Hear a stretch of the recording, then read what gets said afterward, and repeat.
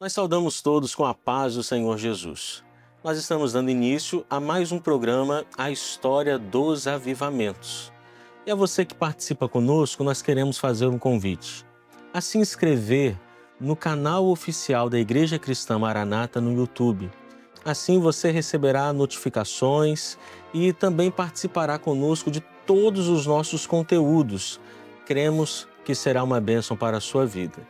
Nós estamos aqui à mesa com os pastores Edson e Ian. Paz do Senhor, pastor Edson. Paz do Senhor, Jerônimo, pastor Jerônimo, paz do Senhor Fábio, paz do Senhor a todos. Paz do Senhor, pastor Fábio. Paz do Senhor a todos aqui, paz do Senhor a todos que acompanham a programação. Bom, nós estamos falando de um tema muito importante. Nos últimos programas, episódios, falamos sobre o avivamento na China. E tem sido um aprendizado muito rico para todos nós. E hoje nós vamos continuar falando daquilo que o Espírito Santo operou na China e toda a região ali da Ásia. E eu quero te fazer uma pergunta. Você sabe de um casal que foi muito usado por Deus para ser um instrumento de salvação e até mesmo um instrumento para que missionários e pessoas pudessem chegar à China para levar a mensagem de Deus? Bom, hoje nesse programa você vai ficar sabendo qual era esse casal, ou melhor, e quem eram essas pessoas. E vamos começar falando a respeito da mulher, a mulher que Deus usou, e ela foi chamada por um tempo como a Débora da China. Você lembra quem foi Débora na palavra de Deus? Débora foi aquela mulher que o Senhor usou em um momento em que Israel estava fragilizado, um pouco distante de Deus, e Israel estava em guerra contra Canaã. E Deus levantou uma mulher, que é até uma referência no livro de Juízes, dizendo assim: e Débora se pôs como mãe de todos. Aquela mulher era usada por Deus e morava embaixo de palmeiras, as famosas palmeiras de Débora. E ali o Senhor usava Débora com poder. E as pessoas chegavam até Débora para consultar ao Senhor, e o Senhor falava através da sua serva. E ali no momento de guerra, um momento muito difícil, Débora foi usada para entregar uma profecia do Senhor a Baraque. E Baraque pôde assim lutar, pelejar, o Senhor deu vitória a Israel, e houve ali a palavra de Débora: olha, Baraque, pode ir porque o Senhor será contigo. E Baraque respondeu: eu só irei se tu fores comigo. Uma serva muito usada por Deus. Pastores, a mulher que vamos mencionar hoje, essa serva, também foi muito usada por Deus. Fábio, quem é essa mulher? Olha, historicamente eu acho que o pastor Ian vai poder falar muito, mas assim, basicamente, ela casada com um grande líder militar, político da China, o Chiang Kai-shek, e foi um casal de muita importância e relevância para o avivamento na China. E aí a gente já apontou aqui, diretamente ou indiretamente, não foram eles que iniciaram o avivamento, mas é bem certo dizer que através deles as portas da China se abriram para os missionários, para o evangelismo e para o avivamento na China. Eles foram muito usados. E ela teve uma escola wesleyana, ela estudou nos Estados Unidos, ela teve formação em filosofia, era fluente em inglês, vinha de uma família tradicional, conhecida na China, e de posses, e com muita influência, inclusive. E aí, quando deu o exemplo de Débora, ela tinha influência militar muito forte. Algumas frases, alguns momentos marcantes da história da China, ela se colocou à frente de palanques, de estados, de países, e repercutiu em vários jornais, dentro da China, e isso influenciou muitas pessoas, inclusive nos incentivos que ela tinha, não só financeiro, mas ali lado a lado, brigando pela China, mas sempre falando em nome de Jesus, sempre colocando a palavra de Deus acima de qualquer questão política ou militar, e sempre testemunhando que na vida dela o governo era o Senhor, era a palavra, até porque ela recebeu esse ensino também de casa, ela teve referência na família que passou para ela um grande ensino. Então, se fosse falar assim, bem resumido, uma mulher que conhecia Jesus, que conhecia a palavra e que amava a palavra e que orava e que queria levar isso para toda a criatura. Interessante, até antes de passar para o pastor Edson, ela é conhecida como a Madame Chiang Kai-shek, né? Isso. Eu não sou tão bom com os nomes como o Fábio. Vamos falar em português, tá dando certo. Eu acho que Madame Chiang vai ficar bom para Chiang conversar. Kai-shek. Né? Mas o nome dela era Sung Meilin. Sung Meilin. E é muito interessante nós falarmos, como o pastor Fábio abordou, ela era filha de um homem temente a Deus. Ela foi enviada para os Estados Unidos para estudar. E o pastor Edson aqui, antes nós estávamos conversando, e ele até mencionou. Ela foi enviada para estudar nessa escola metodista, escola wesleyana. Depois ela se formou até em literatura inglesa, em filosofia. Mas um ponto muito importante é que mesmo longe dos pais, estudando nos Estados Unidos, ela fez uma escolha.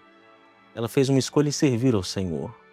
Então, até se há algum jovem participando conosco, o seu pai, ele é uma pessoa muito importante, a sua mãe, eles ajudam muito. As referências são importantes na vida, mas a decisão particular, individual, é que faz a diferença. Aqui você tem pastores, diáconos, pessoas que são referências, mas tome uma decisão. Apesar de, às vezes, você estar na universidade sozinho, no nível médio, numa escola, no trabalho, mas ali, você tendo a decisão de servir ao Senhor, vai fazer toda a diferença para a sua vida. Pastor Edson, o que pode falar sobre ela? Bom, o pai dela, né, já que estamos falando de nome, né, era Charlie Song, e ele se formou em teologia nos Estados Unidos. Então, uma das coisas que nós vamos ver aqui, nós vamos falar ainda sobre isso, que é um diferencial dos outros evangelistas, dos outros avivamentos, porque aqui eram chineses falando para chineses, né? Nós vamos, em outros episódios mais à frente, nós vamos falar de Watchman Nee, de Wesley Lee, que também eram chineses falando para chineses. E isso foi muito importante para a evangelização da China nesse período, e nós vamos ver como alcançou um alcance muito, muito grande. E olha só, eu até arrisco dizer, pastor Jerônimo, que assim como Débora tinha um marido chamado Lapidop, e a Bíblia só diz o nome dele, ele não apareceu na história, né? O marido de Débora, o Chiang Kai-shek, apesar de ter sido um imperador, o líder ali da China, mas ela que era a mulher forte. Ela que foi discursar lá no Congresso nos Estados Unidos em 1943, ela que tinha uma força mundial, ela fazia a mediação entre a China e o Ocidente, entre a China e os Estados Unidos. Ela tinha uma ligação muito forte e ela era a porta-voz do marido e ela era a tradutora do marido, porque ela falava um inglês fluente, né? Se formou em literatura inglesa. Exato. Então quem eles ouviam era ela. Então o marido falava, diz isso, é ela que falava. Então por isso ela se fortaleceu muito, ela era muito respeitada. E nós vamos ver no final, ela era tão forte que foi uma mulher que viveu até 105 anos, né? A força dela e o final da vida dela, nós vamos ver que ela foi morar nos Estados Unidos. Quando o marido faleceu lá em 1975, aí ela foi para os Estados Unidos até o final da vida dela e morou lá. Mas nós vamos falar assim um pouco dessa história muito bonita. E eu quero repetir aqui uma coisa que já falei em episódios anteriores. A China, pela população que tinha e que tem, e a forma que foi evangelizada, era para ser o país mais evangélico do mundo facilmente, né? Porque Chiang Kai-shek, ele governou por 22 anos de uma maneira livre. E nesse período o cristianismo tinha todo o apoio dele. Eu vou falar alguma coisa sobre ele aqui. Olha só, ele foi batizado, ele casou com a Song Meilin, ele casou com ela em 1927. Então, ela se formou em 1917, jovenzinha, né? Voltou para a China. Lá os dois se conheceram. Ela tinha 30 anos quando eles casaram e ele 40. E ele 40. E olha só, eles se conheceram e dizem, né, tá escrito que ele se apaixonou por ela à primeira vista. Queria casar com ela e ela resistiu por um tempo, porque ele não era cristão e ela disse, eu só vou casar com alguém que é cristão. Sim. E teria que ser alguém desimpedido, né? Então ela botou isso na mesa e levou. Então só em 1927 que os dois casaram e ele se converteu ali, alguns dizem que foi na pressão, né? Por causa da sogra e por causa dela, a esposa.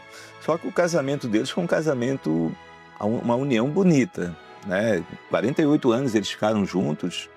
Então é uma vida muito grande e 48 anos é destinado ao Evangelho.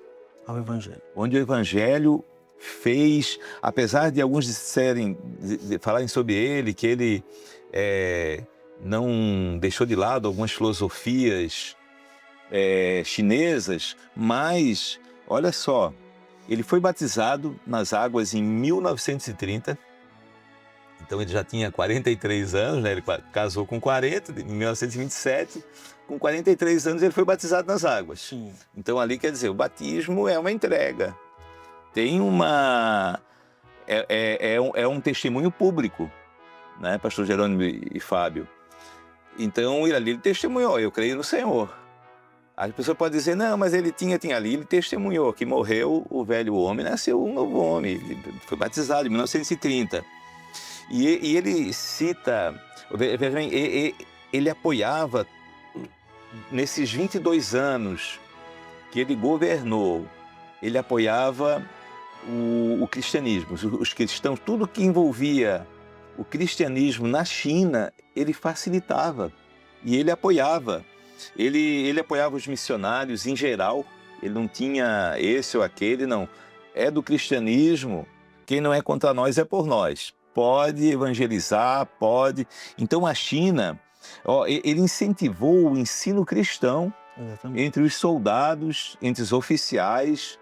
Então, para ver como ele era um líder que pega lá o seu exército, e não era pequeno o seu exército dele, olha, vamos dar um ensino cristão aos oficiais para que dentro das guarnições haja uma conduta conforme a palavra. E é interessante, pastor Edson, porque ele incentivava os soldados, os oficiais, em relação à palavra, ela incentivava as mulheres e as crianças.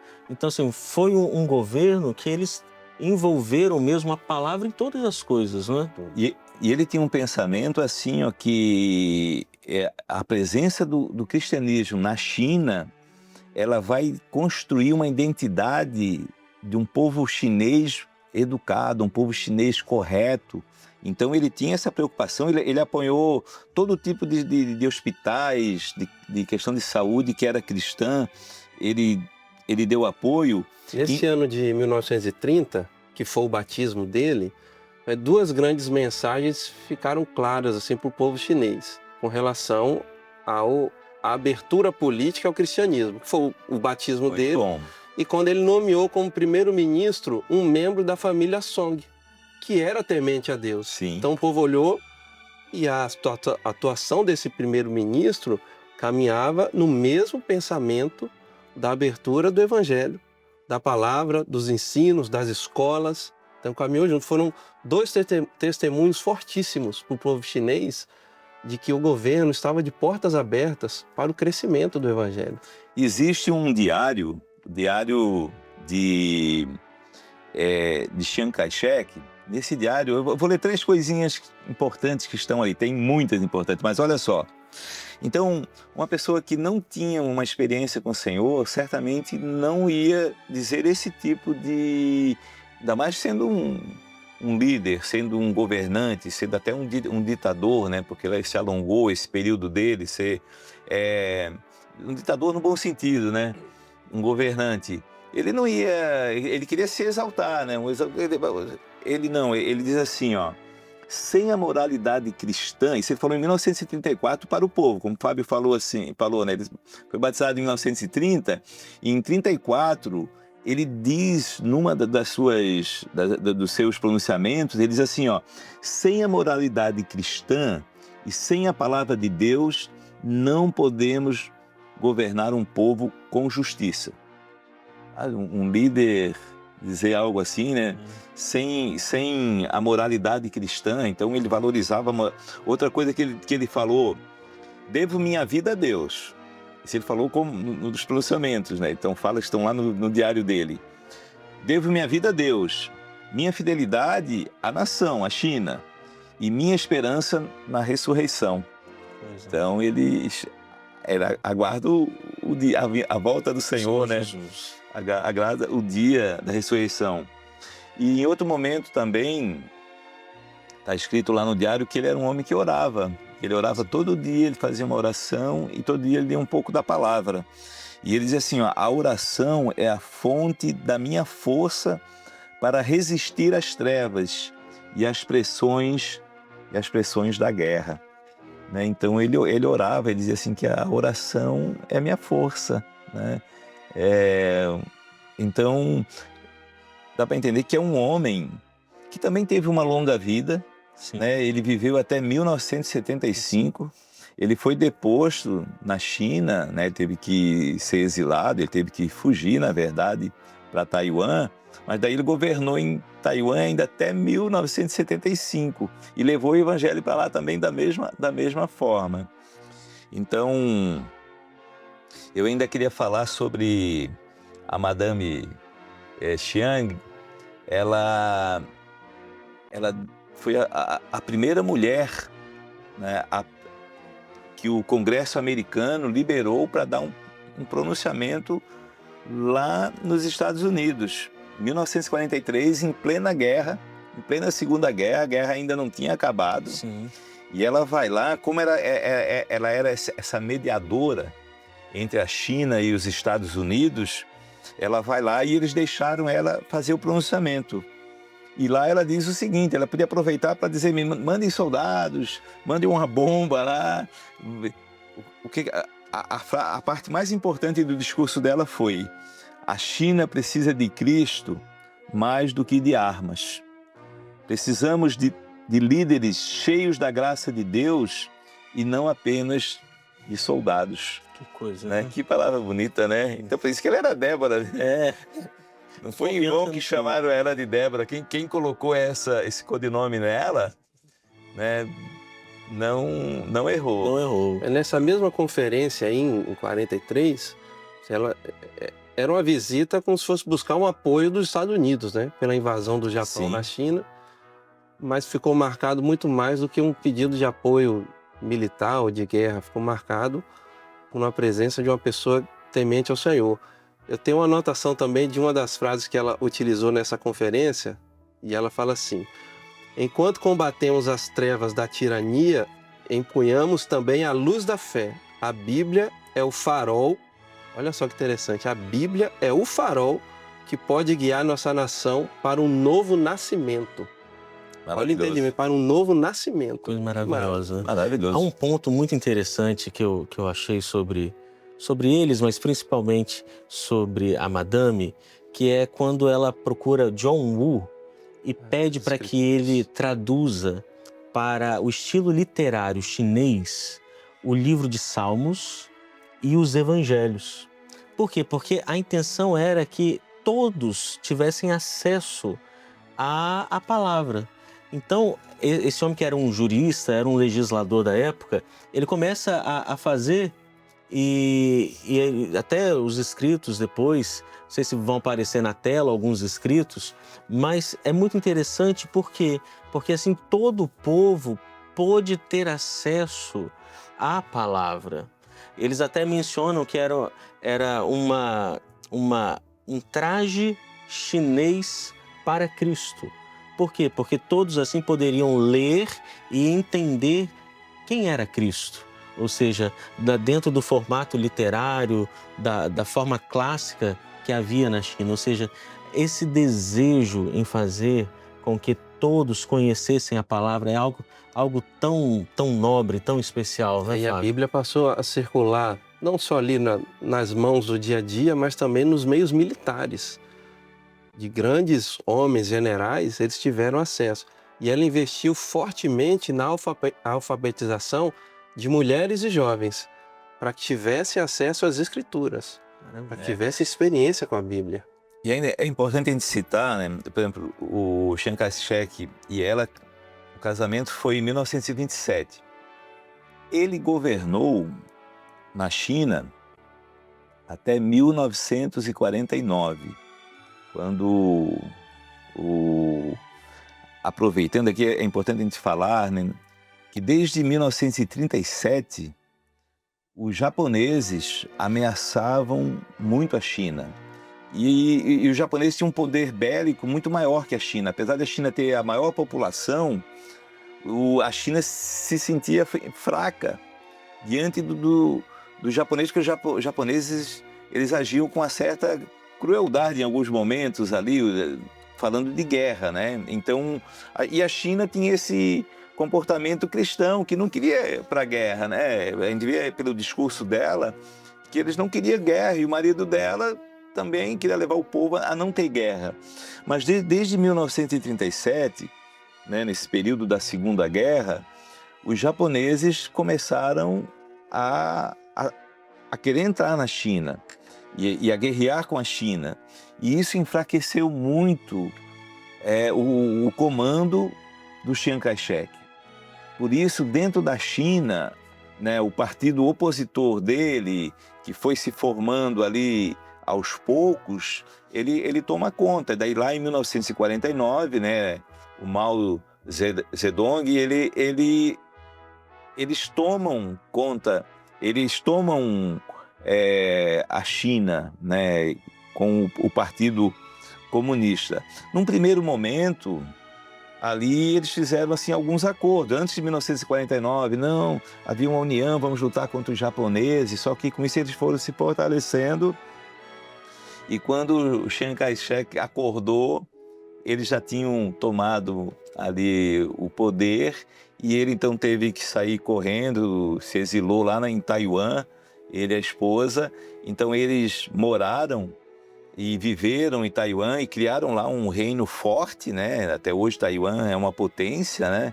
E lá também o cristianismo também foi forte, abriram para o cristianismo. Nós vamos ver que no próximo episódio vamos falar de dois personagens, né? O Watchman Nee e o Witness Lee. Vamos ver que o Watchman Nee foi preso. O Witness Lee foi para Taiwan e teve a liberdade de...